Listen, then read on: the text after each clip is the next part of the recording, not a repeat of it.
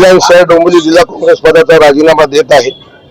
आमचे आदरणीय नेते राहुलजी गांधी तसेच भारतीय राष्ट्रीय काँग्रेस पक्षाचे अध्यक्ष माननीय मल्लिकार्जुन खरगे साहेब तसेच आमचे प्रांताध्यक्ष हर्षवर्धनजी सपकाळ साहेब तसेच आमचे नेते संजय दत्त साहेब यांच्या सूचनेनुसार तसेच काँग्रेसच्या ध्येय धोरणानुसार ज्या जिल्हाध्यक्षांना ज्या राज्यांमध्ये 5 वर्षापेक्षा अधिक काळ झाला आहे त्यांनी राजीनामा द्यावा अशा सूचना करण्यात आल्या। त्यानुसार मी आपल्या पदाचा आज राजीनामा देत आहे।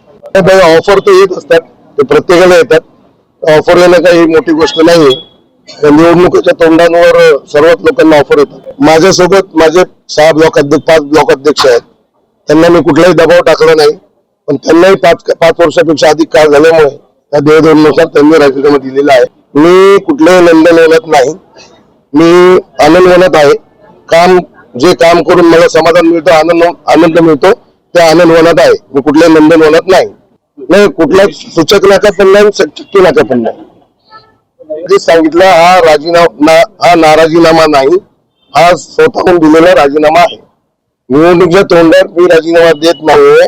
ध्येय धोरणानुसार काँग्रेसच्या वरिष्ठ नेत्यांच्या सूचनेनुसार मला हा राजीनामा द्यायला सांगितला। मी प्रोटोकॉल पाळणारा माणूस आहे, त्या प्रोटोकॉलच्या अंतर्गत मी माझा राजीनामा दिला।